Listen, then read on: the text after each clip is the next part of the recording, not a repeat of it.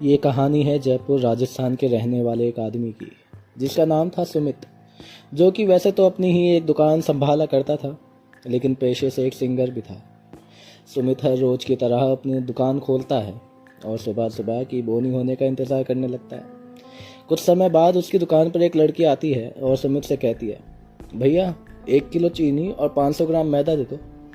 सुमित उस लड़की को देखता है और देखता ही रह जाता है और मन ही मन सोचता है कि ये लड़की कितनी सुंदर और प्यारी है। तभी वो लड़की सुमित से बोलती है, ओ हेलो भैया, मैंने कुछ मांगा है आपसे, मेरा सामान दो ना जल्दी, मुझे लेट हो रहा है।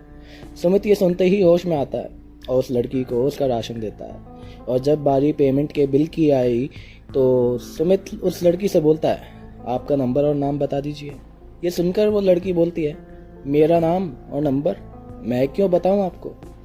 सुमित बोलता है, अरे अरे, आप जो सोच रही हैं वैसा कुछ नहीं है, वो तो बस बिल में चाहिए रहता है, इसलिए मांग रहा था। तब वो लड़की, जिसका नाम अदिति था, वो अपना नंबर सुमित को बताती है और बिल पे करके वहाँ से चली जाती है। कुछ समय बीता और अब अदिति भी सुमित की रेगुलर कस्टमर बन चुकी थी। अदिति हफ्ते में 2 से 3 बार तो सुमित की दुकान से राशन ले ही जाया करती थी कि तभी कुछ हुआ, जिसके चलते सुमित थोड़ा परेशान हुआ और सोचने लगा कि अदिति सामान लेने क्यों नहीं आई, और उनका एड्रेस वो भी मैंने कभी पूछा ही नहीं। अब इतने समय से क्योंकि अदिति भी सुमित से सामान ले जाया करती, तो उनकी बातें भी अब होने लगी थी, जिसके चलते कभी कभी सुमित अदिति को कॉल करके ही उसकी ज़रूरत का सामान निकाल कर रख लिया करता। और अब क्योंकि 2 हफ्ते बीत चुके थे और अदिति का ना तो उसकी ज़रूरत के सामान के लिए फ़ोन आया और ना ही अदिति उसकी दुकान पर आई, जिसके चलते सुमित थोड़ा परेशान होने लगा और मन ही मन खुद से कुछ ना कुछ सोचने लगता और खुद ही जवाब दे दिया करता, जिसके चलते अब सुमित का अपनी दुकान पर से भी ध्यान थोड़ा कम होने लगा था। फिर एक दिन अचानक सुमित ने अदिति को अपनी दुकान पर आते देखा और अदिति को अपनी दुकान पर आते देख अदिति से पूछा, हे हेलो अदिति, कैसे हो आप?